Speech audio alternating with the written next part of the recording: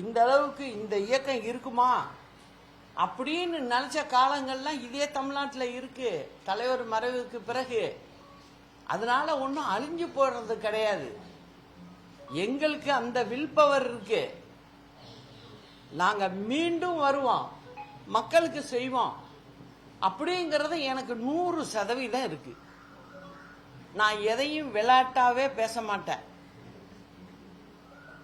ஆனால் இதுக்கு தேவை இப்ப ஒன்னே ஒண்ணுதான், ஒற்றுமை தான். அந்த ஒற்றுமை மட்டும் இருந்தால், எல்லோரும் ஒண்ணு கூடிட்டால், அதுக்கப்புறம் கடல் தான் அதிமுக. அதை யாரும் சுருக்கி எடை போட முடியாது.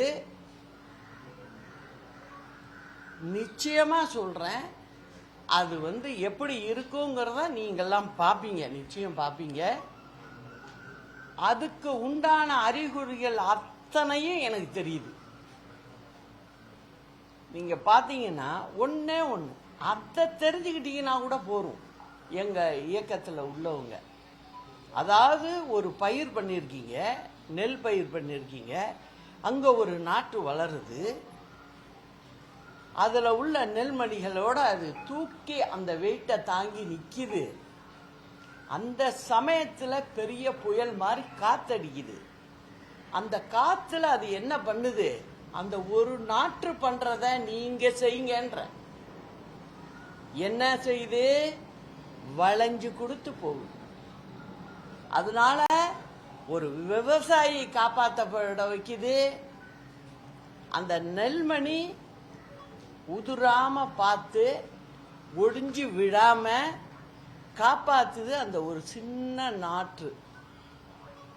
அந்த மனப்பான்மை மட்டும் இருந்தால் போரும், எல்லாத்தையும் சாதிக்க முடியும் அப்படிங்கறத என் கருத்து.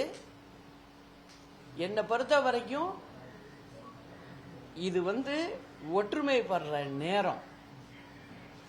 இதுல ஒற்றுமையோட இருந்து நம்மளுக்கு முதல் எதிரி யார்,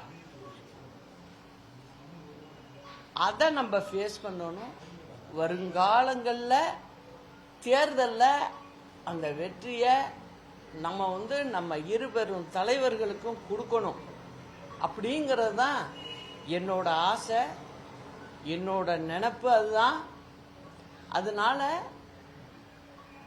எப்போதுமே நான் தொடர்ந்து நான் பெங்களூர்லேருந்து வந்ததுலேருந்து சொல்லிட்டு இருந்தது தான், அதை கேட்காம சில முடிவுகள் தப்பா ஆயிருக்கு. தப்ப திருத்திக்கிறதும் நம்ம கையில தான் இருக்கு. அப்படிங்கிறத சொல்றதுக்காக தான் உங்களை எல்லாரையும் வர சொன்னேன். உங்களுக்கு எல்லாமே என் மனசுல இருந்ததை சொல்லிட்டேன். இதுதான் எங்க இயக்கத்துல காலகாலமா இருக்கிற தொண்டர்களுக்கு ஒரு பாதுகாப்பு, எல்லோருக்கும் நல்லது, பொதுமக்களுக்கும் நல்லது. அதை சிந்திச்சு எல்லாரும் செய்யணும்னு தான் என்னோட ஆசை. அதுக்கு நான் முழுசா நான் என் மனசுல எந்த வித பிரிவினையும் கிடையாது அப்படிங்கறதையும் நான் சொல்லிக்கிறேன். இது காலத்தின் கட்டாயம். நம்ம ஒன்றிணைந்து செயல்படணுங்கிறது தான். வேற எல்லாத்தையும் மறந்துருங்க. இப்ப நாங்க அப்படி அம்மா மறந்து செஞ்சதுதான் எங்களுக்கு நல்லதா வந்தது. நாங்க ஏற்கனவே இதை நான் கண்கூட பார்த்தவன். ஆரம் வீரப்பனை போல ஒரு எதிர்ப்பு, அம்மா எதிர்ப்பு வேற யாருமே இல்லை. உங்களுக்கெல்லாம் தெரியறதுக்கு வாய்ப்பு இல்லை, நான் சொல்றேன். பக்கத்துல இருந்தவன் ஆரம் வீரப்பன் அம்மாவை வைக்க கூடாது, மெம்பரா கூட இருக்க கூடாது, கொள்கை பிறப்பு செயலாளரா அம்மா இருக்காங்க அப்படின்னு சொன்னவர். திருப்பி என்ன ஆச்சு, காலம் மாறுது, தலைவர் மறைவு எல்லாம் நடக்குது.